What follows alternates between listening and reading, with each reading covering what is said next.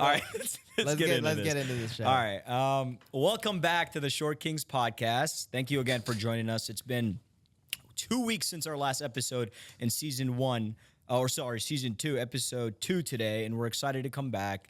I'll be honest with y'all, man. Right off the rip, there hasn't been shit that's been going on, and we thought about this before. We're like, we got to jump on today and entertain these guys, and so it's gonna be a rocky but wonderful show. So I need you guys to make sure your hot pockets are ready. Make sure that you've gotten your popcorn. If Mama's making some food, make sure you get the right amount so you don't have to go back to the kitchen. Tune in, press play, and let's enjoy the show, right? Season 2, episode 2, baby. FaZe is back with you guys. Dude, like you said, it has been a bit of a quiet 2 weeks. It's also interesting because I feel like me and you haven't seen each other. Like, where has, first of all, your ass been? Like, what's going on, bro? Why are we not hanging? Why is this podcast the only thing that's making us hang out? Like, I wouldn't have seen you all weekend. Our friendship is definitely falling off. I mean, first of all, you're coming at my haircut. Second of all, he's cooking. Look, he's thinking. That's the thing about Faison. I had to learn when you go roast battle with Faison is never think he let you off. Well, the thing is, because you're talking about me curling my corners. Oh, yeah. Hit it. When you and Kim Jong-un got the same Didn't cut. the fade, you used the same fucking joke last time. I'm bringing it back because you just got faded up today, and I'm going to be honest. Look, $14 haircut. I got to pick and choose, bro. Do I want a nice fade for fucking 35 or do I want to just look like Kim Jong-un for a day? You don't need to tell us the price. We already know. You lucky your barber's our producer, or start talking shit, or you'd get the smoke. Well, welcome back to the show, man. I'm telling you, we've been. Yeah, where have you been though? Let's be serious. Like, what's going on? Why are you ignoring me, dude? Should we address some sort of like? I feel like there's some tension between us. That's why you're wearing that stupid shirt. I feel like you want to address some business right now. No, all jokes aside, no. Like, we've just been fucking busy. Faison got a new role. So he's been fucking busy. I've been in a convention this past weekend, so I've been gone for work. Just you guys got to understand. At the end of the day, we have our daily lives. We still have jobs. We still you guys are not liking or subscribing or commenting. So at the end of the fucking day, somebody's got to get paid, and you guys are not paying. So we're here for your entertainment for free. And so if you haven't pressed the like button or subscribe button, just remember that we are some young guys hustling for free right now for your entertainment. Please, please press the subscribe button. I swear to God, I've thought about beefing with other podcasts. Doing some wild shit, but at the same time, we want to be genuine. I don't want to create fake beefs for clout. You know what podcast we could beef with right now? Who? ShxtsNGigs. That's a good fucking start, man. They are down. They're down right now, bro. They're getting a lot of hate, and you know what I like to do when somebody's down and getting a lot of hate? I like to stomp on them. You know what I mean? I like to just really shit on them. And the reason is, if you guys don't know, ShxtsNGigs went on Flagrant. They said some very disrespectful things about the appearance of black women, and obviously they're black guys, so a ton of their followers were very offended. A lot of people are actually mad at Andrew Schultz, too, though, because Andrew Schultz has been wilding with the, bro, this is a straight freaking white dude who is talking shit about the appearance of other races. To be specific, just to run Ahmad back through it, and, we can always cut this if y'all think it's too fucking aggressive. Yeah, no, go. It's talk, bro. I feel like you're politically correct right now. Yeah. But he basically was saying that, so the way the conversation went was, our brother, Travis Kelce, who's actually playing today, they were talking about how he looked a bit different when he was, dating women of color versus how he looks right now dating Taylor Swift. Sure. And the guys were talking about how when you're dating a black woman, you get put on to the culture. Your outfits get a little bit better. Your fade gets a little bit cleaner. Your beard line gets a little bit sharper. Andrew Schultz started making jokes about domestic abuse and this and that. So one, how do you think the ShxtsNGigs guys deserve some of the hate that they're getting because they didn't protect their own, race of women? And two, do you think Andrew Schultz is super out of line? Okay, that's a loaded question, but what I think Andrew Schultz, you know what you're getting into when you get on his podcast, right? You're going on a podcast with a bunch of New Yorkers, or at least the host is a New York guy, where he feels very comfortable making edgy jokes, and that's this style of humor. So you already have to be aware that something edgy is going to be. If you are the type of guy where you think your audience cannot handle this kind of humor, don't be involved, right? If you are involved and something is said, after the show, you have the ability to say, let me cut this out. I don't feel comfortable with my audience seeing this, which they did have the ability to cut out that portion. And matter of fact, they did cut out portions of the podcast from what Andrew is saying. The only thing they didn't ask to be cut out was that segment. So I genuinely think during the moment, they were feeling the energy. This is a joke. It's harmless. I understand it may be a little bit or a lot of it disrespectful, but it's a joke, right? So they took it well.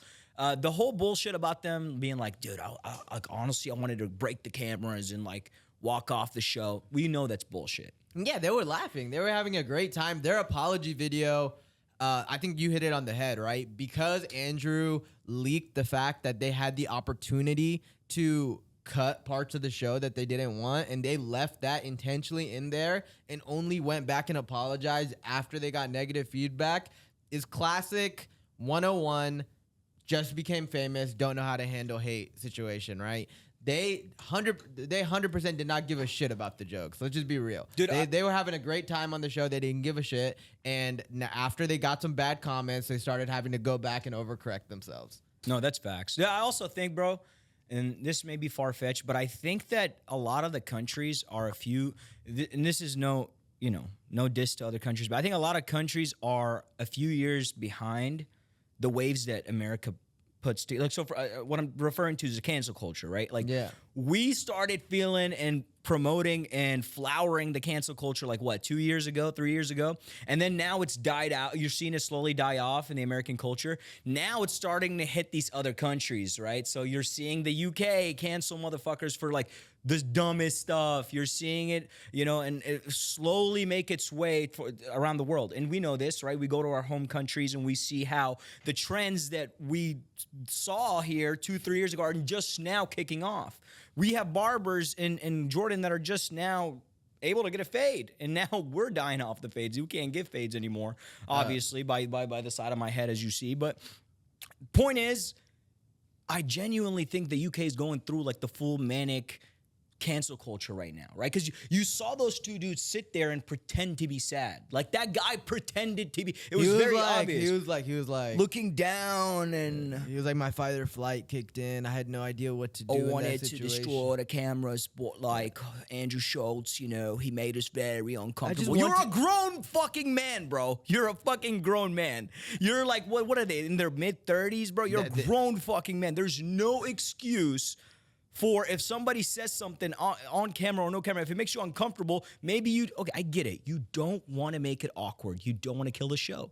Ask them to take it off, take it out after. It doesn't make any sense. But at the end of the day, you got to respect it. They have fans that they want to keep pleased. They're getting paid. They're losing sponsorships because of it. Their pockets are being hurt. So by all means, man, get your money, fix the bag. Do what you got to do. I'll end this by my last message to Andrew, to the people trying to come at Andrew Schultz. Whether you think he's funny or not, whether you think he should have made that joke or not, I'm just gonna let y'all in on a little secret. He doesn't give a fuck. Like, he already has his fans. He's almost in a position similar to like the bigger comedians now, like Joe Rogan, Dave Chappelle, where like, you guys can try to cancel him. I personally do agree that he should probably lay off of fucking making jokes outside of his race. But, like, at the end of the day, it's like, I'm going to just let y'all know, like, he doesn't give a shit. You can't cancel someone who doesn't give a shit. That's the thing. He has nothing to lose.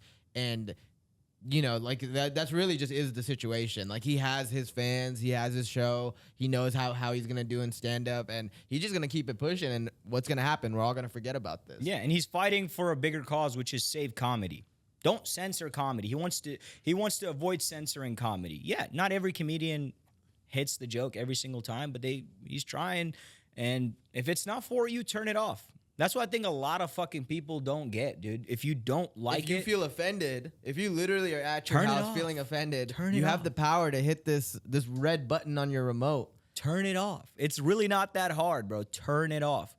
Like, I don't know. It'll go deeper into a censorship. So fuck the topics that shits are- and gigs guys though, just to let y'all know. So if y'all have been watching shits and gigs and you no longer support them, come over to the Short Kings pod where we would protect our queens every day of the week. You know what I'm saying? And you'd get better comedy. We can go on a world tour. It would be great. Because those guys are fucking, they blew the fuck up. I don't know if you keep up with the TikTok I think no, they're podcasts and the shit, like. honestly, dude. That's one thing I can give them, man. Credits where credit is due, and I give them credit, bro. What a podcast that has blown up with no talent. You know what I mean? Like, it's. You gotta give it credit where credit's due, bro. You have two guys with average personalities. Good-looking dudes. Well, maybe arguably one of them. You know? I mean, they're just like they're average in attraction. Yeah. I would say, you know, like if we were to stack rank us four, right, in looks, you would probably fall at 2. I'll be 1, and then we could let them be 3 and 4. Yeah, that's fair. Actually, I'll take that. I'll put you at 3. I'll take that. I'll take that. Why are you? You're thinking of cooking me? No. I swear to God, I'm not. I swear to God, I'm not. See, that's the thing. What threw you off is you took too long to cook the joke, and I just went with it, and it threw you off. I left it on the stove for a little bit too long. You feel me? I overcooked it. I burnt But yeah, it. not to stay too long on this topic. We just want to say shits and gigs. We're trying to take their fans. Yeah. You know what I mean? This Pass is a over your sales. We're fans. trying to take their business. We protect your queens. Honestly, dude, how do you think me and you would be if we went on a flagrant show? We'd clown. I mean, my thing is though, like if Andrew makes fun of, like I'm hitting them with jokes back. Like Yeah, I'm but- not just sitting there laughing. Yes, I would get my feelings hurt. 100%. There's no way I'm coming on the flagrant show and not getting my I feelings feel like hurt. you tried to fight Akash. I could see that coming. I feel like you take all the Andrew jokes well, I but feel then like, I'm gonna be honest with you, I don't think Akash is gonna be focused on me. I think Akash is gonna be targeting you the whole fucking show. Cause I already know your little snarky ass is gonna give him 1 or 2 comments, and he's gonna be like, dude, fuck this guy. And it's gonna be brown on brown violence. I could feel it. Nah, I mean, honestly though, Akash doesn't want the smoke. Yeah, no, Yeah, for sure. like, cause he's gonna be sitting there and I'm gonna be like, why don't you ask your daddy Andrew to fucking get you another comedy tour going, bro? You know what I mean? And then he's just gonna shut the fuck up. Yeah, dude. I mean, Because we're in, well, he might say the same thing to me, but we'll worry about that. We'll worry about that at another time, dude. so what another else, man? What's been up? I mean, bro, honestly, dude, the one thing that I don't like right now about us shooting on Sunday is it tears into my football time. Yeah. You know what I mean? Football season is back. I wanted to tell you about the situation that's going on in football Discord. Talk to me. Travis Kelce is playing like fucking dog shit, right? Why is that? What Well, do you think has been the main question. difference? A lot of people are wondering what's going on. I'm going to tell you what's going on. My boy Travis spent the whole summer growing out his hair, on tour with Taylor Swift. Taylor Swift was in every single country this summer. I don't know if you're tapped in on this. And my boy just not in shape, bro. You think could he tell went on too doesn't- many winery dates? Bro, and shit? you know they're having a good time. You know what I mean? Like they look like they're having a good time. Man, that's the thing. That's one thing about white people, bro. They know how to have a good fucking time. Everything brunch. They know how to have a fucking good brunch. time, bro. You got fucking bottomless mimosas coming out. Like Boats on Sundays. You're talking golf on Monday morning, bro. Those guys know how to have a good fucking time, and I think that he's kind of getting sucked into it a little bit. Well, the thing is, bro, he's 35. He's won 3 Super Bowls. I just feel like he doesn't really give a shit about this. Like he's already set, bro. You know what I mean? Like he's like nothing's gonna change for him whether they win or lose. Yeah, dude, that's right. I mean, the last Super Bowl was almost a cinematic movie you can't even script, right? Shit doesn't happen in real life. We have the Taylor Swift and the fans, going crazy. Bro, we got girls fucking tapped in on football now. Like, bro, she was doing the crowd surf. Yeah. Like, come on, bro. Like, it was something out of a fucking movie. This guy wins the Super Bowl. Right, that we get the romantic Prince Charming kiss at the end that everybody's going crazy for. Is he gonna propose? What's next? Like, what can you do? Like, you can't redo that again. Like, think about the options that you have going into a summer, right? Me travel the world with my girl for free, for one, because like everything's fucking paid for, obviously. You're just in different countries, trying different foods, going to concerts, signing autographs. Be in Kansas City training. Bro. But he's playing like fucking dog shit. This is my message to Travis Kelce because I know he watches the show. He's actually a big fan. Travis, Get your shit together, dog. Patrick needs you. We're trying to go for a three-peat. So what happens if he doesn't get his shit together, you think? I mean, they're going to lose. They need him. You think he's the bread and butter of this team right now? They don't have it. Like literally, their second best receiver just got hurt. Actually, too. Before I got here, I saw him. He got like carted off the field. Okay, so then that means it's not looking very well this. I mean, they're season. doing good. They haven't lost yet, but that's like they're gonna need him. Definitely not. He's not performing like last season. For sure. Yeah. No, I mean, but I'm just saying. What's more interesting to me though is how this theme that we see amongst men all the time is the minute they get a girlfriend, the foot just comes off the motherfucking gas. And it happens across sports, across race, gender, religion, doesn't matter. Like, you think love is a drug that really destroys a man? No, I think women destroy. Yeah, but what do they destroy? You can't destroy a man if there's no true love, right? Dude, fucking Romeo over here. Shut up. Once again, What do you mean? You curl the corner of your hair. You cannot act like you're too cool for school for this conversation right now. Okay. We're talking about Prince Charming when you went the thing, bro. bar for bar with fucking Aladdin's haircut. Look, gotta fucking support your team at this point. Let me give you some tips, right? Okay, you're in love and you're not seeing life clearly right now. I'll tell you that right now. And your eyesight sucks. Okay. So talk to me.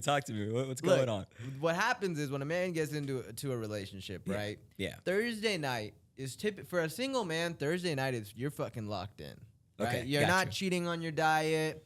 You're not, you might hang out with some friends, but it's going to be on some super chill vibes because you got work on Friday. You know what I'm saying? But when you're in a relationship, Thursday night turns into a pseudo date night. You know what I mean? All of a sudden, it's instead of dinner, like you're going to eat your chicken, broccoli, and rice, it's like, babe, can we go get some Italian tonight? And then maybe we should make some cookies. Let's bake some cookies. Yeah, we're getting excited and ready for the weekend. I missed The Bachelor this week. Can we watch that together too? All of a sudden, your Thursday night, you're up 1,000 on your calories. You're all of a sudden thinking about who should win the Bachelorette. Do you think that's a problem that happens recently in our generation? Like, I'm almost positive that love didn't weaken a man back in the day, right? Yeah, it did. It always has, bro. It softens a man up. The question is, you got to find balance. That's why our friend Travis Kelce right now doesn't have balance. Neither do you, by the way, but that's just besides the point. I'm trying, dude. You know what I'm saying? I stay true to at least hanging out with my friends, with my family. I mean, dude, like, sometimes I'm gonna bake some fucking cookies. You got to understand, bro, when you are in a deep relationship, eventually you get married. I'm not married yet, but I know this is coming. When you get married, your wife is most likely going to try to fight you for the CEO position, right? She's going to test you a few times. Men handle that in many different ways, right? Some like to give it up. Yeah. Some guys think, look, it's just easier. Let her take the throne. If I just got to be the funny, cool dad and make the money, or we both do, right? Depending on your situation. But some cultures, some people do it differently. They like to keep the throne. Whatever works best for your family, whatever works best for your culture. In my culture, it tends to be the man will fight for the throne, right?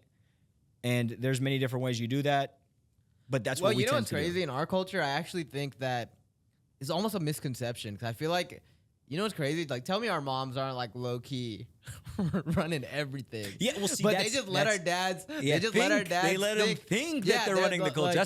Brown and Arab moms are the king of that, bro. It's like, all right, they understand their man. He's egotistical. He wants to be the king. Okay, cool. We let him be the king, but we convince him. We manipulate him. We become his assistants, and we give him the advice, and we let him execute the advice we've created. We make him think that he's coming up with these ideas on his own. Exactly, and everybody's happy. The guy gets to be the king. The women's decisions are the decisions that are executed. Everybody's happy, bro. To our brown and Arab viewers, whoever they are, tell me Fuck how you. many No, times. Tell me how many times your brown or Arab mom has been like, whenever your dad's riled up and he's like giving you a hard no about something, your mom's like, yeah. I mean? Your mom's Let like, me cook. Yeah, your mom's like, Let me cook, bro. Like you're like, Ahmad wants to go to homecoming this year. Your dad's like, absolutely not. A lot of haram activity happens at homecoming, and Ahmad's like, and then Ahmad's like, come on, Dad, but I really want to go. this is my first time. I'm gonna wear my bow tie. And then That was a real story that happened at Faison's household, by the way. And then your dad's like, fuck that. No son of mine is going, right? And then your mom hits you with the chill, I got you. And then 2 days later, your mom shows up. We got you this nice dress shirt for when you go to homecoming. I talked to your dad. He's going to let you go. You're going to go with just your friends. You're going to be home at the good time, right? You're going to be home at the good time. Look, he said he's going to be home by 10. Tell me that. So I honestly think that in our culture, to circle all of this back, we just need the men to think they're running shit. That's facts, dude. That's fact. Look, man, I'm fortunate that my girl, maybe she is hitting me with one of those tactics, because she literally says, I want you to be the leader. I don't care to be the leader. I don't want to make the decisions. Well, that rhetoric is back. I think now. that changes when kids come into play, right? Because they're fucking emotional and they want, they want to have a saying in what their kids are going to do and where they're going to, and the dad, he's been in the trenches, so he knows the capabilities of a human, right? He knows that there is danger out there, but you need danger to grow. Where women shy from danger. They don't want to face danger, right? Dude, what are you talking about? Am I getting... You know what's crazy? I actually said before I came on the show, I was like, don't be a douchebag today. Don't be a fucking douchebag. Yeah, I remember we were saying that you always come off as a douchebag. Well, the thing is, guys, that's just the character I put on to be entertaining. I'll be honest, because this is my real voice. I talk like this, at this pace, very chill. But then you guys want to be fucking entertained, don't you? You want fast-paced content, right, TikTok brain motherfuckers? You want to be fucking entertained. Well, guess what? You're not going to be entertained when you got a fucking co-host who curls his fucking hair, right? So then it leaves me to one other decision, to crank up the fucking frat energy that I have right here and let you know that today's going to be one hell of a day, one hell of a show, and we are going to talk some shit. We're going to have some fun, and Celsius. The energy that you need. If you are lacking energy throughout the day, you're trying to find a way to bring the best version of yourself, right? Whether it's through sports, through, social interactions, or as simple as just making it through the day. Celsius Energy. Take a sip and enjoy. Now back to the regular show. That was good, man. You're getting better at those. That was a good transition. You screamed. I hope you got it out. Yeah, no, I definitely got it out. I feel a lot better. I feel like, Celsius, side note, you might want to bring down some milligrams. But a very tragic thing happened this week, bro. This is my last, running you down. Yeah, don't go ahead. Running sports through your, whoa. Down your, whoa. Whoa, no diddy. But Derrick Rose retired, right? Very emotional moment. I know you don't like basketball. I just don't watch it. I don't. But to fill you in, right? Us basketball fans, is a very tragic ending to a very tragic career, bro. Why tragic? Let me paint the picture for you, right? This guy Derrick Rose, 6'2" point guard from Chicago, the inner city of Chicago, right? Gets drafted number 1 by the Chicago Bulls, right? Rookie of the year, immediately comes in, gets them to the playoffs, takes the Boston Celtics, which at that point had Kevin Garnett, Paul Pierce, Ray Allen, all that. He took them to 7 games, right? Absolute stud right off the bat, right? Okay. You're feeling good. He's athletic as hell, crafty, just a freaking beautiful basketball player to watch, right? Second year, does even better, gets them a little bit further. You're starting to think yo, this guy's for real. Picking up speed. He's and picking bro, up mind energy. you, he's 21. Okay. Right? Third year, it has them as the number 1 team in the NBA. Literally goes against LeBron in the playoffs, loses very closely, wins the MVP of the NBA. Wow. Is absolutely fucking killing it, right? Okay. Everyone's oh, Chicago's going to be good for the Where next. does this end? Where is this going? All right. Fourth year, bro.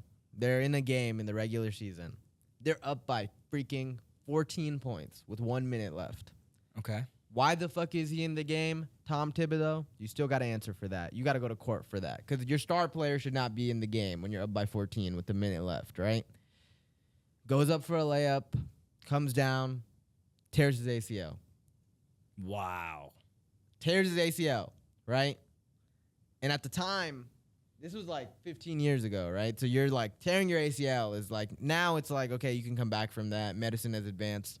It's already kind of scary, right? And like he played off of his athleticism, so he needs his knees. Okay. You know? But you're like, okay, he's young, he got hurt. He's going to be all right. 21 years old. Yeah, he's 20. Yeah, he's 22. 22. He's going to be good, bro. He's going to take the whole off season. He's going to come back. Don't rush him back. He's going to be straight. Comes back. You could tell he's a little rusty, but he's getting back into the swing of things, right? Another game. This one, they weren't up by a lot or anything. He was in the game. Goes up for a layup. Tears his fucking other ACL, bro. No way. Yeah. That's not in the first game back? No. Like a few games after? A few games in, yeah. What the fuck? And then he's out for another season? Out for another season. Then the rest of his career was just like, I mean, he was never the same because he played so much off of his like athletic ability. Yeah. But the 30 for 30, the documentary that they're gonna make on this guy is gonna be. The thing is, the most tragic thing about this is, so everyone in the NBA who's ever won the MVP has made it to the Hall of Fame, right? Like they're 100% on that because obviously if you win the MVP, you're probably a great fucking player. You make the Hall of Fame. They think he's gonna be the first one that doesn't make the Hall of Fame. Yeah, I mean, it's tragic because he didn't get to really shine and create a career after that second injury. Yeah. So then bro, it's crazy that he retired. Wow. Like he still made it to 2024 being like a average player, but he just wasn't there. The potential was just kind of stripped away. Yeah. No, I mean, I feel bad for Chicago fans, but also like fuck y'all because y'all won in the 90s 6 times with Michael Jordan. So, you know, karmically, the question is too. I don't know how much you're gonna be able to input on this, but maybe I'm just gonna like monologue a little bit. The question is though, is he like slightly, you know, like when you remember somebody as being good, like do we kind of overrate him a little bit? Yeah, because he made you in that moment. You felt this like spark that this is the next guy, and you're just so passionate about it. And if he supports your town or team, it's even crazier, right? You think that's what a lot of people feel about C.J. Stroud right now, right? Yeah. Everybody's like, oh my god, this fucking guy. Where like I'm pretty sure there's cities, other young quarterbacks. Other cities look at him like, oh, he's a good player, but they don't see him the way Houstonians see him, right? And then, like, if it's stripped away, kind of like when we saw Manziel's career go down, you're kind of like, you don't understand. This guy had the potential. To this day, people still ask me, dude, did you know Johnny Manziel? Yeah, do you know? Have you got a chance to be in that time frame? And I'm like, dude, what you don't even understand is to this day, he's still talked about like a legend in that town. To this day, you go to Texas, there are professors who moved to Texas A&M to teach there because they knew their salary was going to be better because of one man who played on a football team. That is insane. Imagine being a guy who grew up, right, studying science, and the guy and what got you the money in the bag is some random kid who plays football and just so happens to, you know, be at the same time as you know, your peak career in science, and he gets you a job offer that gets you paid well. It's just insane. I mean, bro, it's wild. It's a fucking crime is what it is because those NCAA players weren't even getting paid back then. Johnny Manziel didn't get a dime, bro. He built Kyle Field. You've seen Kyle Field. He built that stadium, bro. They're having fucking international soccer matches in that bitch. And I'm not gonna lie, Johnny Manziel still deserves a cut. Who the fuck is Kyle, though? I've always wondered that. Like, it's like the most common name in Texas A&M or something. Like, why did they say I mean, it's Kyle? definitely named after like someone. That's exactly. Who the fuck is Kyle? Because on Google. So, our boss, please, if you can let us know who the fuck Kyle is, dude, because I am so sick of hearing the fucking name Kyle Field. The thing is, they look at Kyle Field in Texas A&M. They pray to it like it's fucking Mecca. What? Bro, I swear to God, right? Dude. Like they're like, you know how we pray towards fucking. The thing is, you got to understand. Once again, I hope I don't lose my degree, but you got to understand there is a cult at Texas A&M. When you go to Texas A&M, you are brainwashed. Like they had me, our boss, and Faison as freshmen, volunteering on Friday nights to go to Midnight Yell, where you basically go with a bunch of other freshmen. And you have no idea what the fuck you're doing, but you're trying to do it with passion. You're throwing up these weird signs and yelling out these weird phrases that go, That's literally what we're doing, right? We have no idea. Our boss would tell us what Kyle Field Go ahead. So Kyle Field was named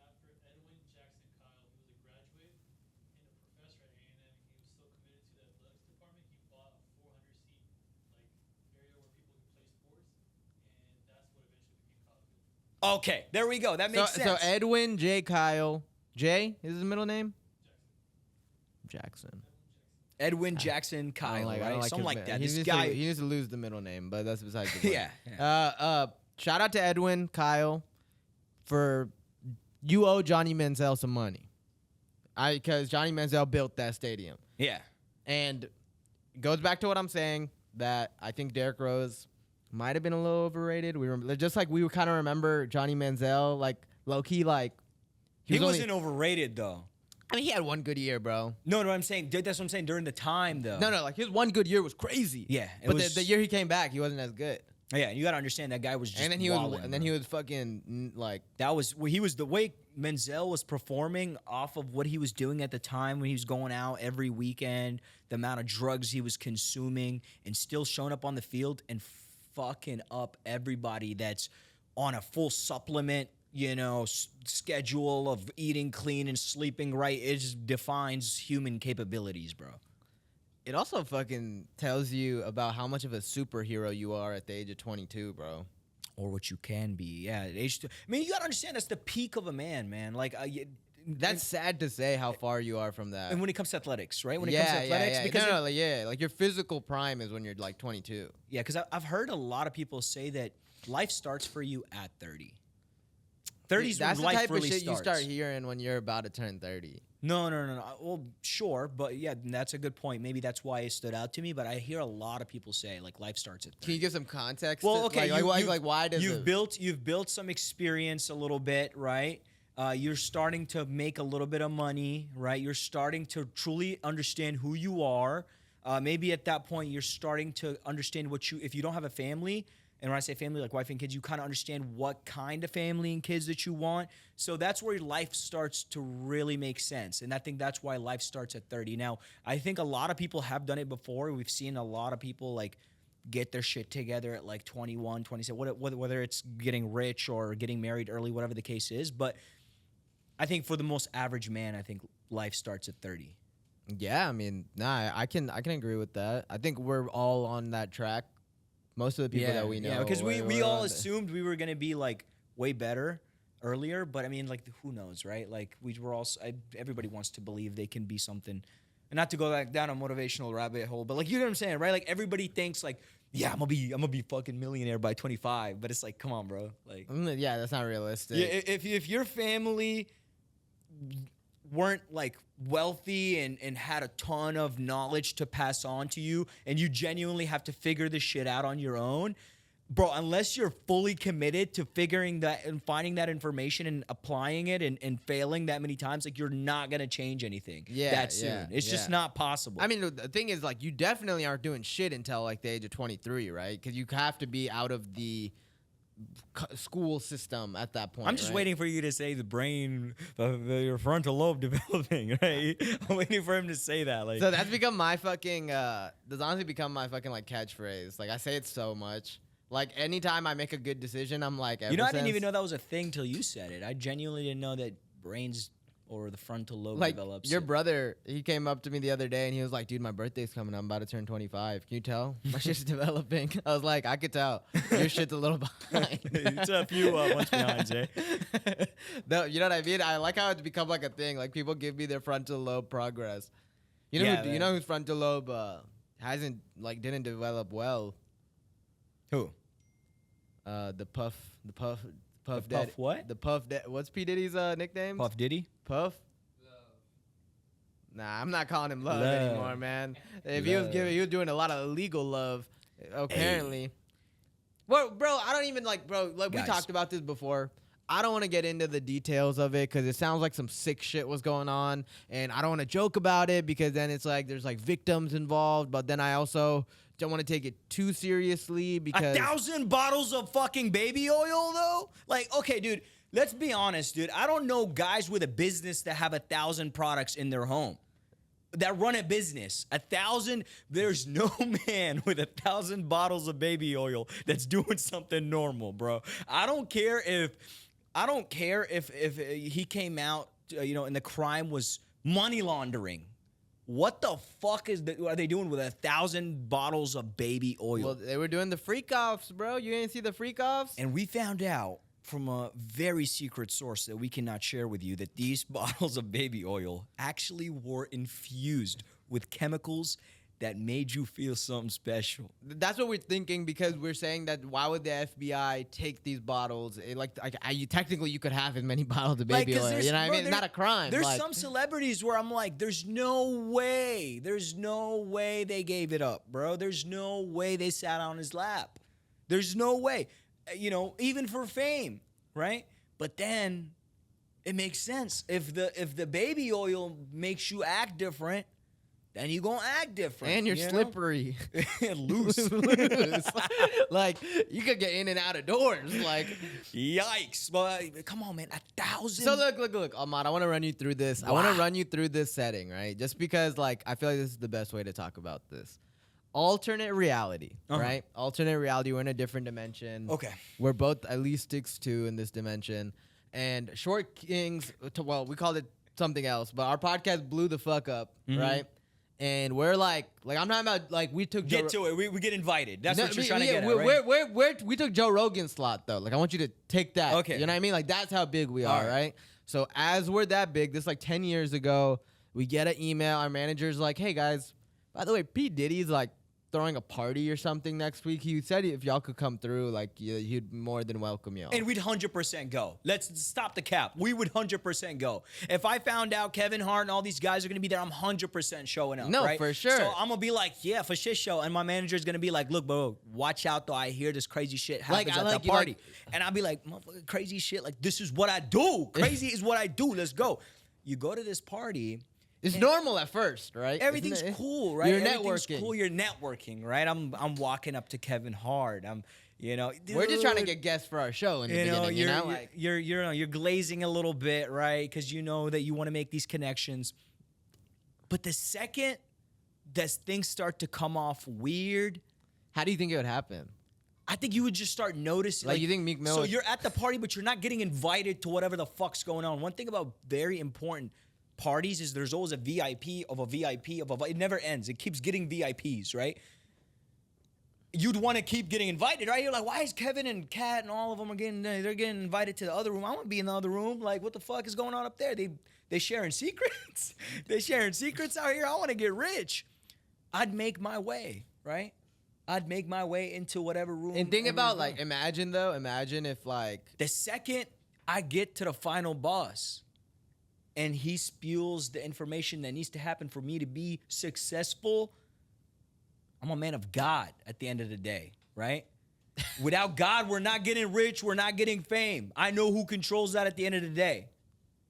I am not playing with that man. There's no way. The thing is, though, bro, apparently, and this is not once for again, fame, not for money. This is all in the rumor mill. This is all in the rumor. And it's easy to sit here in this.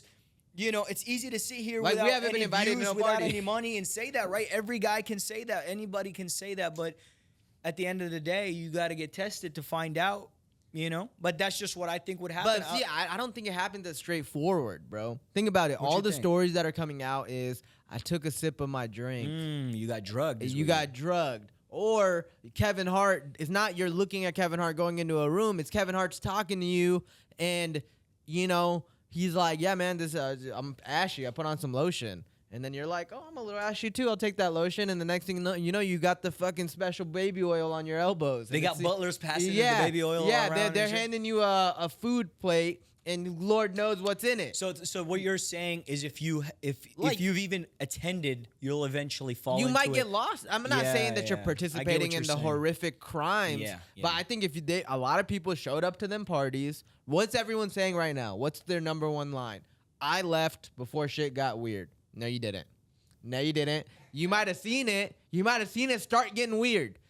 But You knew it got weird. That's why you're saying it. You at least at one point knew what the fuck was going down, and you didn't say anything because you knew you were already spotted on camera there, and you didn't want to incriminate yourself. So you're just like, I'm just gonna shut the fuck up and get out of here. That's the thing, bro. That's rich people just get bored, I think, and they start looking for different methods of pleasure, and it just gets weird, right? Like I don't understand why it gets to that point, but it does, and it almost turns you off from like that level of success, right? You're like, dude, I don't even know what kind of person I would be if I was a billionaire. You'd be terrible. You think I'd be terrible? I mean, no, you'd be all right. No, honest. Do you think I'd be terrible if I was a billionaire? I don't think you'd be a bad person. I think you'd be a little bit more of a dick, probably. Yeah, like Kevin O'Leary. Yeah. Right? It's Yeah, like I want to be like a Kevin O'Leary where it's like the truth hurts, you know? It's advice that I'm not here to hurt your feelings. I don't care about your feelings. I care about your money. I'm giving you advice about your money. You know what I mean? And that's the type of guy I think I'd be, obviously, because you get short-tempered, bro. When you're at that stage and you got so much shit going on, you could care less about people's feelings. Feelings is the reason why you're not there yet. You can't let your emotions control you. I'm not talking to you. I'm not talking to you. I'm just saying. Yeah, in but general. you're pointing at me. You know what I mean? You're looking at me. So it's like you know. Yeah. That felt like an attack. But I will say this. I always want. I was telling this to some of my friends the other day. If the off chance that this show blows up, right? I feel like we're gonna have an encounter with the Illuminati. Right? The Illuminati. They're gonna come to us, right? And they're gonna be like, Faison, Ahmad, sit down. We're gonna talk numbers with y'all, right? Like you got to do this. To get I don't think we will. And I would hit them with one of these. Look at my stealth position right here. I would have my camera right there, and I'd just be recording them. And then my flash would accidentally go off. What do you think would happen? What would you do in that situation? We're sitting with we took a meeting. No, but you're there too. Well, we took a meeting with some Hollywood executive. You're cooked. They started telling us to sell our soul, and my flash goes off. What are you doing? Dude, if they got John fucking Cena to walk up on that stage naked, you're not doing shit. Those guys have methods of control that you can't even begin to imagine. That's why, bro, a lot of people, we saw this early on in the rap industry where a lot of people started figuring out ways to pave their own careers through their own platform, and they're not working with these higher up companies that can make it easier. Anytime, nothing is easy, bro, in this industry. And if the best way that's why I'm saying, bro, we don't need anybody to get this pod to blow up. I think we have the platform to do it. Just stick to this platform. Like, you know how many people have come up to me like, bro, you got to get a manager, bro. Like, you got to get a manager. I'm like, dude. Nobody's this is the first time hearing about dude, this. A lot of people tell me, bro, like your Instagram isn't gonna continue to rise without a manager. You need a guy that's showing you what you need to do, that does the back end of who you need to work with. It's not. I've seen how that works for other people. It's not always. Nothing comes easy, bro. In this industry, you gotta grind. You gotta build a fan base. You gotta It's just how it works. We've seen many people do it. It's just that's how it works. If you try to go the easy route, dude, you're gonna get bought out. That's the only way. To the SKP fans, just know, I want to just tell y'all right now, we'd never sell our souls. Yeah, if you ever see something out of character, something's up. Just know Ahmad sold his. I never sold mine. And I might be out of both of us, I think it might be me. And I'm gonna be honest, if there's any weird ways that we die, just know. Damn, that got dark. Wait, I don't even know where you were going. Weird, with that. if you there's no accidental deaths, guys. I'm just gonna let y'all know that right now. Yeah, no, for sure. Look into it deeper. That's getting dark. Look into it deeper. That's getting dark though. Should we get darker? Let's get dark. So a #1 trending docu-series right now about. I'm gonna let you say the name of it because the Menendez Brothers. The Menendez Brothers. I was gonna definitely call them Menendez. Menendez Brothers, who in tragic circumstances actually ended up killing their parents. Now you're the docu-series expert. You like watching this shit because you're on your little movie nights with your girl. So tell me about it, bro. Tell me, paint the picture just for the audience a little bit. We both know the situation, but Got you. So, bro, the Menendez brothers, right? The Menendez. Fuck, dude. How do you say? Let's not fuck this up. Let's call them the Terror Twins. No, the Menendez. All right, the Menendez. All right. The Menendez brothers are two kids. Wait. All right, wait. Say it. Melendez. It's not Melendez, bro. It's Menendez. Look. The Menendez brothers, bro. Oh, it is Menendez. The My Menendez. bad. That was disrespectful. Yeah. No. We chilling. Look, the Menendez brothers were two guys that in 1989 killed their parents, right? Their parents were extremely wealthy. Their dad was a part of the entertainment industry. So he worked in sales just like us, and he closed these massive deals. Let's get this artist on all these Coke cans, whatever the case is. That's the job that he did, right? And in 1989, the two brothers walk in on the father and mother while they're in their living room eating ice cream, hanging out, and they, with shotguns, destroyed their parents. Now, we're not talking a quick kill. These guys fired multiple rounds with of shotguns. buckshot. Yeah, within Buckshot. very close range. I'm talking blew them apart, right? And and then went on for a few months, right? They call the cops. They tell the cops, this was a mafia hit because their dad is so powerful. The cops believe it. They were also so upset and sad. It was immediately ruled out. Where they start fucking up is right like a few days after they go on a massive spending spree. I'm talking Rolexes. I'm talking getting the nicest hotels, new clothes, right? And they're telling the public that, hey, we're doing this to stay happy. You don't understand what we just went through. We're doing this to stay happy, right? Until one of the brothers confesses to his therapist that it was them. Right? Dumbass. Confesses to the therapist. He just couldn't handle it. It was haunting him. He tells the therapist it was us, and this is how we do it. This is how we did it, right? Eventually, that ends up leaking to the cops, right? I don't want to go into details how it does, but it leaks to the cops, and they go into this full investigation. Now, you think this is the story. This is the entire story. Then they go to trial. No, the story is the trial. Because what ends up uncovering of why they did it is what becomes the massive story. Their dad is Cuban. Their mom is white. Okay. Right? Okay. Very wealthy family. And they claimed that their dad sexually abused them their entire life. And they go into details, bro. Like, I'm talking about uncomfortable details where if you're sitting down watching this show on a Tuesday night, like, it is just not something you want to listen to. It almost is so disturbing to the point. And the way this show kind of paints the picture, it almost gets you to jump back and forth into, okay, then maybe that is the reason, right? Maybe that is the reason. Makes sense. I wouldn't have done it, but it makes sense why they did it. But then there's moments where you're like, are they lying? Are they making this shit up? Because the reason why a lot of people think they make this shit up is because their lawyer was a very strong, massive, popular lawyer that had used that same case to save another person from. So you're saying like to make them look like victims. Okay. So she's won a case right before where she literally did the same thing. She told him, look, you're gonna sell the story of how you got sexually abused. We're gonna practice this. You're gonna cry. We're gonna win the trial. And dude, it's just an insane story. Now, to this day, they're still in prison.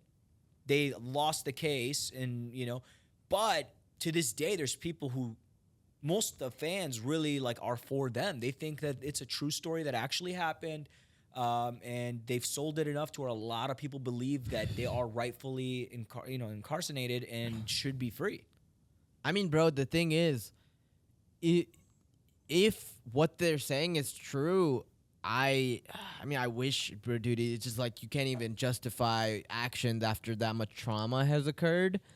I will say, did they have any patterns of behavior, anything? What did you think of the way the brothers were depicted? So Before one of them is parents. for sure more like a psychopathic, wild card, and the other one's more chill. So basically, they were the typical rich kids that were involved in sports. The older ones going to Princeton, what the dream family looks like from the outside. The thing is,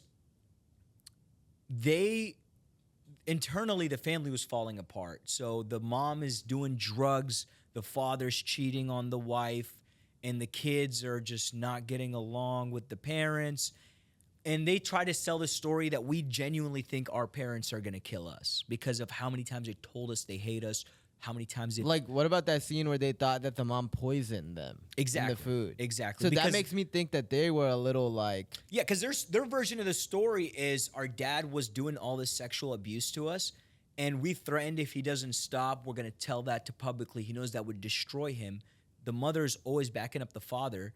So we have to kill the father because he's going to kill us first, and we have to kill the mother because if we don't kill the mother, then everybody knows why we did it. The big thing is like, then why don't you just publicly go tell the police what is happening? If you're fearing for your life, why are you going to take a shotgun and off your parents, right? Yeah. Why not just, you know, go to the police? I'm in fear of my life. This is what's been happening to me, and I genuinely think my parents are going to kill me. Why not do that? Yeah. No normal man goes, I'm going to get a shotgun and off my parents.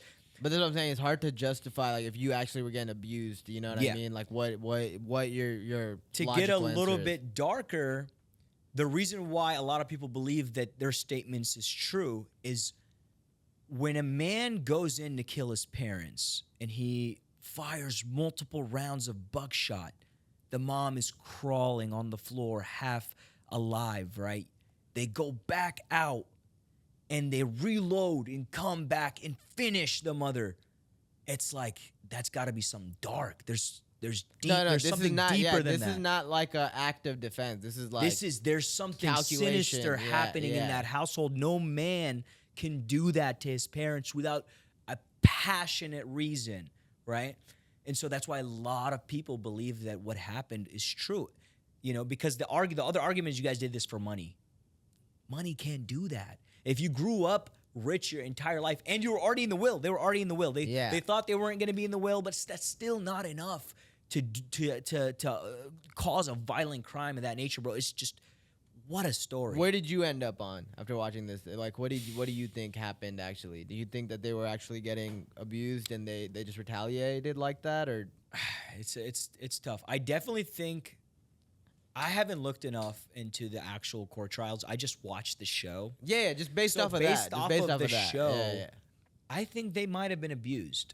Do I think they went about it correctly? Fuck no. But I definitely think they were abused. And the reason why I think they were abused is they used a ton of details, bro.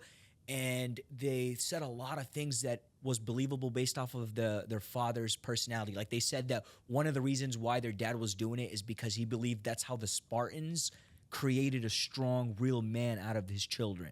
By sexually abusing them? Yeah. The Spartans were known to do that to their children. And so that was a method, right? Because he was actually extremely dedicated to like building true, powerful men. Obviously it was weird, but that's, you know, everybody's sick. Everybody does different things, but it's a, you know, when I'm telling you, when you hear the details, it's not something you could just cook up. It's like you've had to. And the wild thing is they get the idea to kill their parents from a movie. So they watch this movie of how these two rich kids kill their parents and they get all this money. And the younger brother who watched it, he was the one that got abused last. So there was an older brother than the second brother. And since he was like the weaker link, he could never do anything about it. The other guy was like a massive star athlete. Like he could be like, no, like, you know, where the second brother was like kind of getting abused a lot. And he was like, we got to do this. Like, we got to kill them before they kill us. And so they off their parents and then just go into full defense mode. You know what's crazy? To this day, well, now they're married while they're in prison. It's crazy. They had massive love letters from girls nonstop while they were in prison, dude. How are they getting more women than me? And I'm free. I'm literally free. I'm free. No, these guys were, because, bro, they're rich, you know, they're good-looking guys. Fuck. In prison. That's the thing. I think my freeness would overcome that. And this girl. The thing is, what's weird is the younger guy, though, you know, he started dabbling in prison a little bit. And it was like, but to this day, he still claims that he's not homosexual, but like, because he's married. But I don't know, man. It's a really sickening story. I mean, it just sounds like especially with I didn't finish all of it, but the scenes that I did see, it became like psychological warfare in that house. I think there definitely was abuse, but I think because like you could tell nobody was psychologically good. Because you're not going to be thinking your parents are going to kill you, your mom's going to poison your food. Like, you're not going to think these thoughts without a level of, like, you're just disrupted already, which is what led them to make their fucking final decision, right? Like you said, they could have handled that in so many better ways, but I think they were already so traumatized, they weren't perceiving reality the way it was actually happening. Yeah, and in the movie, the mom had gone to the therapist many times and said how much she hates her kids. She felt like her kids, in the words she used, I hate my kids. They're stealing my husband away from me. the story is that she knew that this was going on this whole time, but she didn't want to destroy the family, didn't know how to go about it, just kind of let it happen, right? Crazy, bro. Insane, bro. It's something out of this world. Like, it does not and to give props to the show. This was a show that was created by the same creators as Dahmer. Dude, Dahmer is, I didn't even watch the show because after watching the first episode, when I tell you I can smell the room from the way from how slow and sinister that they built. So I'm telling you, those are the same creators that created the show. So you can feel that shit, bro. And and for an average person, you can't even begin to imagine something like this happening in your household. Maybe people do. I don't know. At least for my personal opinion, I can never imagine something like this happening. So, dude, it's just insane. Now, Lyle, the older brother, just graduated. He's going viral. How do you in prison? You know how you can graduate. God damn, these guys are doing fucking so much shit in prison, bro. Yeah, dude, they're living life. Prison sounds like a fucking joke. Yeah, no, I mean, bro, you want to earn something to your name. You're trying to make something for your name in there. Like, these guys are in there for life. It was either life or death penalty. That was the final thing, right? And they truly thought they were gonna get away with this. They really did. They thought they were gonna get away with this. What fucked them the first time? Because they had to go trial twice. The first time it came even to where they had to do it again. They would have won one more jury. They would have been set free.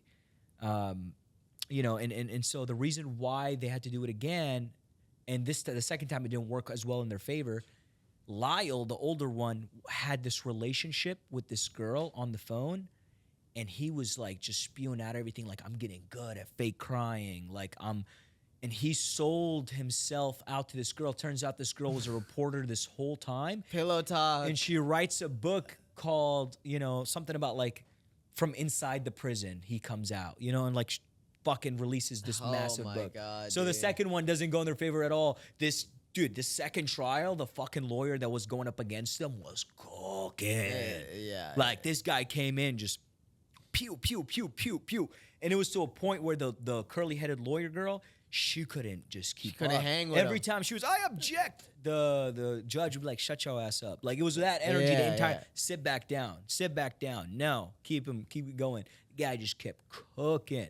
And you could see the jurors were kind of just taking notes. Yeah, imagine your life's on the line and the jurors are and just taking notes, shaking their head. Choking. Yeah, you're like, I'd be like, bro, lock in. Dude. I'd be like, bro, you gotta lock in right now. You have to lock in right now. If you object one more time and the judge tells you to sit down, I'm gonna represent myself. So from all this information I'm telling you right now, what do you think, bro? You think that there was abuse in the household, which I'm kind of already feel like you're gonna say yes, right? I mean, it just like, bro, it just also sounds like everyone in that household though was already a little like, it sounds like I said, bro, the mom thinking that her she hates her kids is such an unnatural thought. You know what I mean? Yeah. Like, I think that's the best way to put it. Like, what a mother's entire brain, mind, body, hormones is to make them love their kids like freaking nothing else, right? Like, they're like, that's a mother's love is like a thing of legend, right? Yeah. And if you hate your kids, like, think about that. Like, it's just not, you could tell that they were fucked from the start. Yeah, no, I mean, like, to this day, after watching that documentary, it just did kind of similar to the Diddy situation. I'm bringing it back to Diddy, bro. But money ruins people sometimes, dude. Like, I think when you reach levels and brackets, it's almost like you can't be a good person anymore to keep up and stay in the game, almost. Yeah, dude, I don't know what is wrong with these rich ass folks, man. That's what I'm afraid is gonna happen to me. So look, there's two different ways we can do this, right? I want to continue the show for you guys. I know it got a little dark. I do have this other documentary that came on Netflix. We could talk about that, or we can get into some games. I have some different topics and games we can get into. I say let's do the games. We've been down a dark rabbit hole. Let's do the games. Lighten up the mood. Let's laugh. You want to talk a little bit of UFC? I have a question I wrote down for the UFC. Look over it real quickly and let me know if you think it's a good. I think it's a pretty trendy.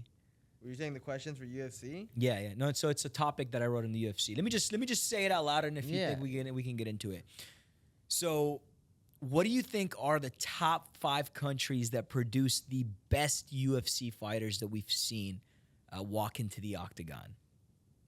I mean, it's kind of easy. I think it's okay to say, right? Like we can kind of get into it. Yeah. So, but I don't want it to just be you saying 5. Like I want us to kind of go 5, Like, go like, do I- one yeah. together and like. Yeah. All right. So, what do you think? Let's start what do with you think? 5. Okay. What's the best? No, let's start with 5. Oh, the worst? Yeah, we'll work our way to the best. Do you think that'd be easier to do that? Actually, no. Let's Yeah. start with Right. 1. Be like let's go 'Cause down. we're both gonna say the same thing. Right? Yeah. 3, 2, 1. Russia. Okay, so we know that the Dagestanis are taking over. They've been, even though this was recent, back then it was a hit or miss. We didn't know. Yeah. The Dagestanis for sure have to be the country, or at least Russia in general, that's producing the top. I mean, they got a UFC champion. fighters. Umar's about to fight Marab too.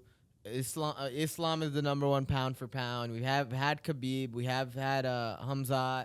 We've had Shavkat. We've seen the Yeah, violence yeah, that come country on, can bring come to the on. octagon, right? Come on. All right, let's do 4. Ready? No, Do you it's have yours? 2. This is the second Oh, best. second best. You I ready? don't have mine. You don't have to take a second. I want you to think who has Oh, yeah, brought some of the best fighters to Yeah. ever exist. Ready? 3, 2, 1. When Brazil. Mexico. Oh, whoa. Come on, brother. Whoa. Come on, Brazil. I say Brazil. Brazil has brought us Jose Anderson Aldo, Silva. Anderson Silva. It's You just might be right. Brazilian jiu-jitsu, bro. Come on, dude. It's a country that, Charles Oliveira. We've just seen some of the best guys Charles Oliveira, come out. Alex Pereira. Alex Pereira. That Yeah, country I do breeds have to talent, concede brother. on that. I do have to concede So can on we that. agree that Yeah, Brazil that's is the Brazil- second Brazil best is number country? 2. Yeah. Okay, so then the third one. Do you think it's Mexico? You think the third is It might be the U.S. though. I'm honestly in between. Okay, I want me to tell you what I think the third best is. I think it's Africa. Africa is like a continent, though. You know what I mean? This is going to be really dumb, but is Nigeria from Africa? Yeah, That's Africa, right? yeah. Yeah, I just think I think Africa. You know what I also think? I think Africa's top 3 because I think that once we start seeing who can arise from that country, bro, like we got a taste of it from Adesanya, Usman, and Francis Ngannou. I think once we can get more talent out of Africa, I genuinely think that we can go toe to toe with the Russians one day. No, I mean, I definitely. If you say the African continent, yeah, but that's the thing. They're not all from the same place. Izzy and Usman are Nigerian. I think Francis is from somewhere else. Yeah. So let's just say I would still put number 3. Yeah, let's say Nigeria. Nigeria, right? Right, let's say Nigeria. Let's They've say had Nigeria. 2 champions. They've had that went on crazy runs. That's more than most countries. Okay, right? so then that leaves us with the 2 we're thinking of, right? US and Mexico. Mexico and the U.S., right?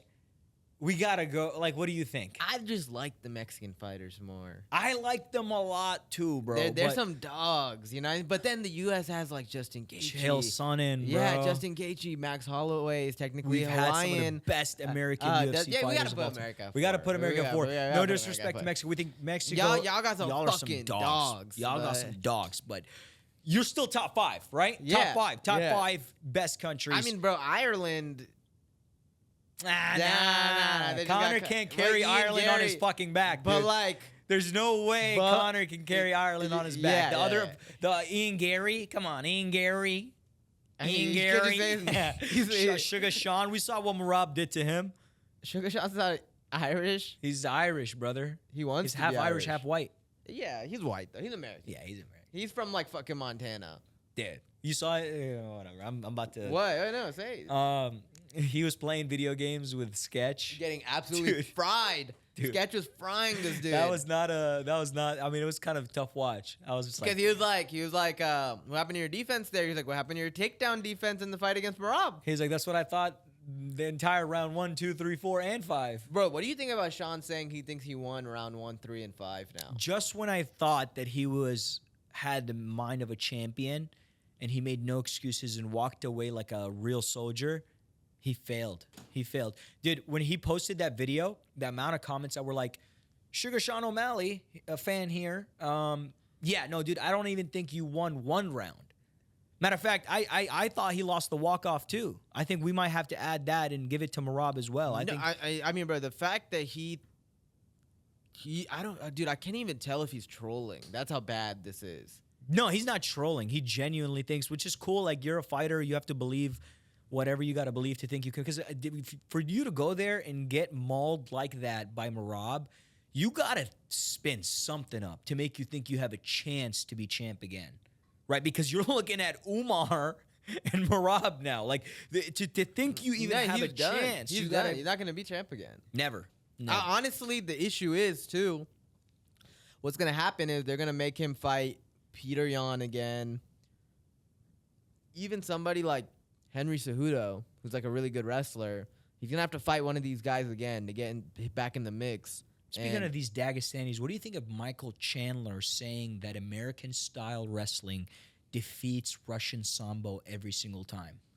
I mean, like, is he talking about like competitive wrestling, or is he talking about UFC? Doesn't matter, just wrestling. Because I'm not a fan of competitive wrestling, right? But I watch the UFC, and every time I watch UFC, the Russian wrestling fucking whoops that ass. Please, like, brother, you don't believe this, brother. yeah, like I mean, bro, Michael Chandler, he hasn't been put in front of a Russian yet. That's the thing, brother. He hasn't felt that Russian. Dude, you were getting worked by fucking, what's his name, Dustin Poirier. Like, What do you think's gonna happen in his second fight against Oliveira? He gonna lose again? I don't know. I haven't seen Oliveira lately in a while. I don't know where he's at. I think Oliveira beat Sarukian too. Oliveira's a G, bro. When you get submitted with a hug, I think that got to take some of your manhood away. He was in a fucking headlock, bro. Dude, I've never seen somebody get submitted with a hug. And that was Islam's Dagestani bone squeezing him. Dude, with a hug though? Bro, he had his neck. Dude. He'd hugged his neck. When that means he can fucking just find a way to, like, that's the thing about Dagestani wrestling. It's like, grab choke. Like, what? You don't even have him in a position to choke him. Like, how'd you just choke him from the front? His neck's in the front. No, their submission game is underrated. That means he choked him with his chest. Think about it, bro. Khabib also submitted Conor. He submitted Justin Gaethje. He put Justin Gaethje Yeah, to but sleep. we knew he was going to submit Conor. But like, I'm saying, like, their submission, like, people always highlight You're the wrestling. talking about Michael Chandler. Charles Oliveira, one of the best Brazilian jiu-jitsu guys in the world. Most submission finishes of all time. The most comfortable place for him is laying on his back. Pause, but for real, resume. We've all been That there. is a guy who, when you talk shit, he'll lay down. Like when somebody lays down while when talking he hits you shit with to this you. shit. Yeah, when he puts his foot in the air and invites you for evening brunch, it's like, dude, you want to stay away from that guy, and let alone join him and hug him. Like, it's just Join him and hug him. It's crazy. it's insane. When we saw that, I didn't even think he had a choke.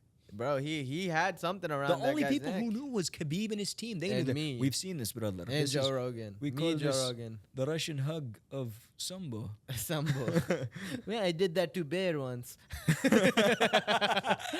He also tapped. But yeah, that's insane. No, So- I like our top five. I'll put our guys. You guys got to give us, let us know if our top five, how it compares to your top five. we're talking about the 3 things that men do when interacting with another man for the first time that is just wrong. You shouldn't do as a man. What would you say is the number one thing?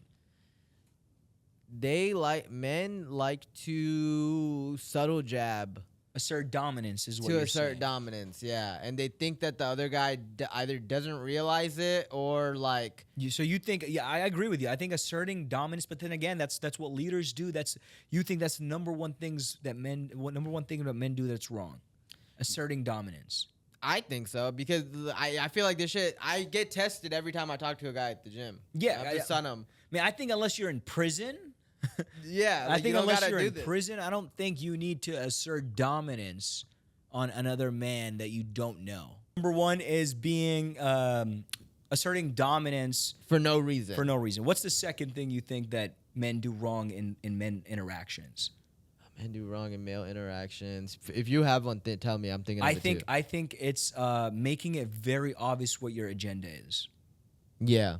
Yeah. Right? Yeah. I think a lot of men enter an interaction with another man very openly on what their agenda is, whether it's off of their energy or how they're moving. Some guys are just not slick. I think some men are just not slick. I think as sales guys, we understand this, right? Like, we never go in front of a customer, make it very obvious that we're trying to make a sale, right?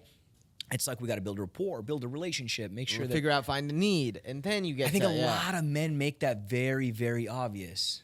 Yeah, I mean, bro, the thing is, it's applicable in every situation. I think too. that shows weakness, guys. Sorry to cut you off. Socially, guys do it to each other a lot. Hey, can you invite me? Because I saw that you always go hang out with this XYZ. No, bro, like, why should you just get an invite just because I built a good life for myself? Yeah, like, for example, if I own a mansion and I'm known to throw mansion parties and you wanted to be invited to my mansion party, and this is your first time meeting me, you shouldn't make it obvious that you want to be invited by going, oh, dude, yeah, I've seen those parties that you throw. It's a really nice house. Do not mention that. If that's your agenda, as a man, do not go there immediately. That's tactic. That shows that you're weak, right? A man builds a relationship and strategically keeps his agenda hidden until he's at a point where he can be vulnerable and honest, right? Once I've earned your respect as a man, once we have a good relationship, then I can tell you, hey, man, I think that I've seen your house parties. I'd love to come sometime, you know? And then, I mean, hopefully you'll just get invited off of natural chemistry with the dude. 100%. Like, you know what I mean? But I think a lot of men make that mistake. What do you think is the third? I think lying. Capping. Lying. I think lying is for sure. Because I'm telling you, bro, once again, it goes back to, like, you're not as slick as you think you are, right? I think for every person this is applicable. So when a guy comes up to me, right, and he's like, yeah, man, I just, what were you doing? Oh, I'm on a crazy business call, you know what I'm saying? I'm on a crazy business call. I'm about to close a crazy deal. Like, for one, you don't even got to, like, bro, you don't got to run me through that. Like, I'm not going to respect you more. And it's very obvious that you're just like. You know what I think? You know why I think it's bad, right? I think men who lie a lot get really bad at covering their tracks. Yeah. So then, you know, their lying just comes off as weakness because we can see the truth immediately. Yeah, because you're going to slip up. Where I think a man who doesn't lie often, when he lies, he's almost thought about how to cover those tracks and he can pull it off. I think guys who lie a lot, AKA cap is what we call it in Houston, they do it too much to a point where you know that it's a lie. It's a Bro, lie. You know how many times we've walked up to a dude? I walked up to a dude. I'm like, oh, what were you up to last night, bro? Oh, bro, I was chilling with a couple girls and stuff. We went out. I'm like, dude, first of all, I saw you. Your ratio was 10. Second dudes. of all, why do I care about Why that? do I care? Why did you think that that was you could have said I went out with friends? Yeah. That's a normal way to say it, right?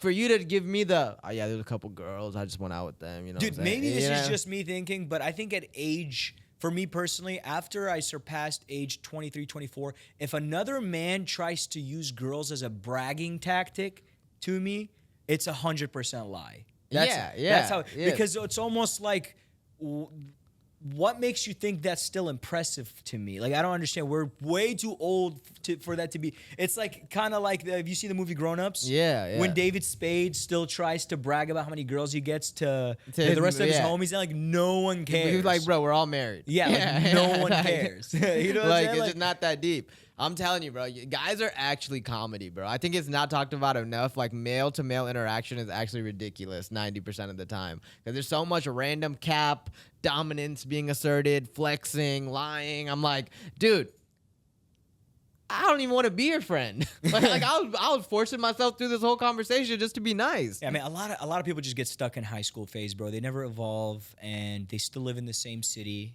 I mean, we do as well, right? But it's like, what happens is you want to continue feeling like you're growing, and so you're trying to, when each person you meet, you're trying to throw what they want to hear that makes them look good, and it's just a shit show. It's rooted in insecurity, it's bro. It's a shit show. Yeah, of course. Boys, stop trying to prove yourself to people that don't matter. Prove yourself to the man in the mirror, to your fucking father maybe, and maybe, you know, your real friends. Not to me at the gym. I'm gonna be honest with you. I don't give a shit about your progress. I don't care about any of the girls that you've hung out with. I don't care how much money you make, unless no man cares about how much money you make unless you help me make money too.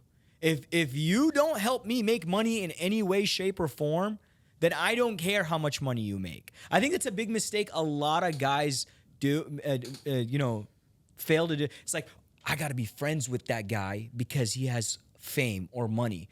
if his fame or money Doesn't make you fame benefit or money? me in any way, shape, or form. So if I don't get followers off of him, or I don't make any money off of the money he makes, then why do I need to hype that guy up or care about that guy? It doesn't benefit me in any way, shape, or form. Like literally.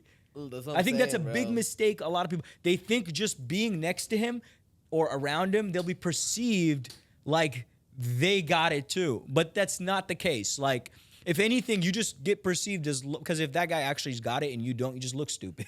Standing next to him, right? Like me standing next to a really buff guy when I'm scrawny doesn't make me look any buffer. It definitely doesn't. I've tried that many times. Yeah, it definitely doesn't. Yeah, me and you, right? When we walk into the gym. Yeah, that's what I'm saying. That's what I'm saying.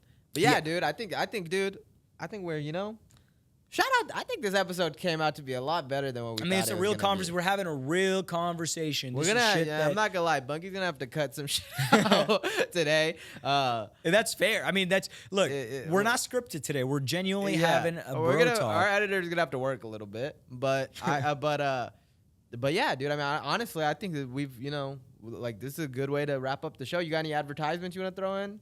Yeah, I actually do. Guys, listen, right? Speaking of Flex City, being in Houston, guys capping, I think a lot of guys tend to put on this fake persona and save up their money to get these expensive rollies, these expensive APs, these expensive watches that, first of all, in a city like Houston or a lot of these dangerous cities, it's an issue, right? You got to watch your back. This is why I've invested my time and energy into a new brand. It's a watch brand. And let's see if the camera can pick this up right here. But I'm going to just show it to you. These watches are called Aura watches, right? They mimic the style of APs. Beautiful watches, great quality. It's heavy. And it's an affordable price. It goes anywhere from $300, $400, all the way up to $800. So I'm not spending over $1,000 over a watch. But it has the same style, the same art. Look, listen, a watch is a piece of art. You need to pay attention to what takes up your wrist, right? Because it tells a lot about you as a man. If you're somebody that walks in important meetings, if you're somebody that likes to be stylish, a watch says a lot about a man. And I think this brand truly allows me to express myself without having the fear of I spent too much money on this piece or I'm not. It just works. It fits great, feels great, and it's at a great price. So check them out. Aura watches. Use code Wolfie20 for 20% off, and check them out. They have stylish. They have classics. They have bust-down looking watches. They have moissanite, diamonds. If that's something, if you care about passing the diamond tester, get you a moissanite watch. Other than that, thank you for supporting the show. It's been a wonderful second season. I feel the energy picking up between me and you, boy. Okay? We're going to come back next episode, hopefully a lot more trendy topics. Or if you genuinely enjoy these chill conversations that we have, then come back next episode. We'll see you soon. Short Kings Podcast. Subscribe. Season 2, Episode 2. Let's get it.